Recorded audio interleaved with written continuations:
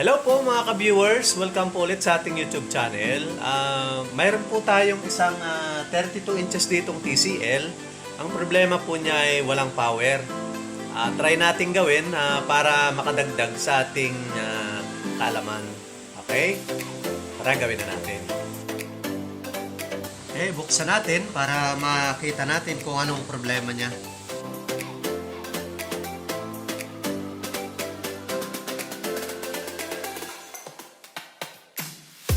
Yun mga ka-viewers, dito pa lang nakikita na yung kanyang mga kapasitor, yung kanyang filter na tatlo nakalobo na. Tatry nating palitan kung magkakaroon siya ng power.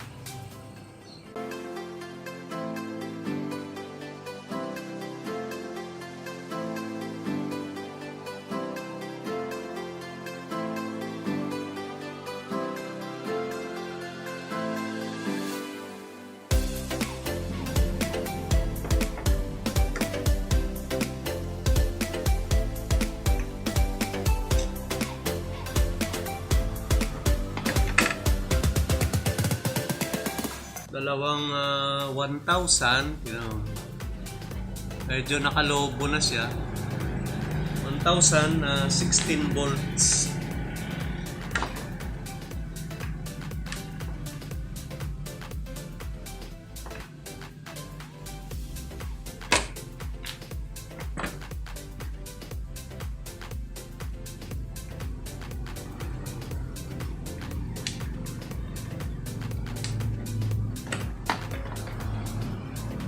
Tapos isang 470 na 16 volts.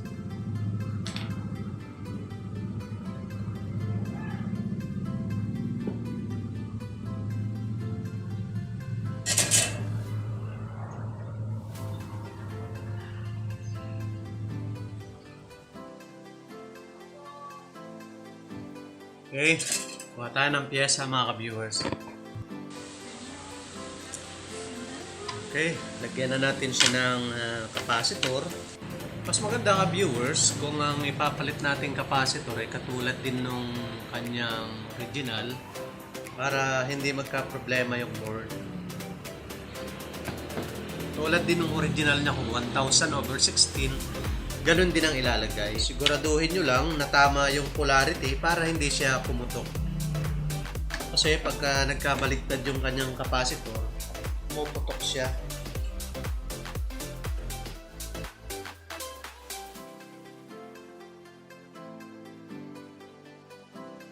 So yan, try na natin mga ka-viewers. Nalagyan na natin ng capacitor. Try na natin kung mayroon na siyang power.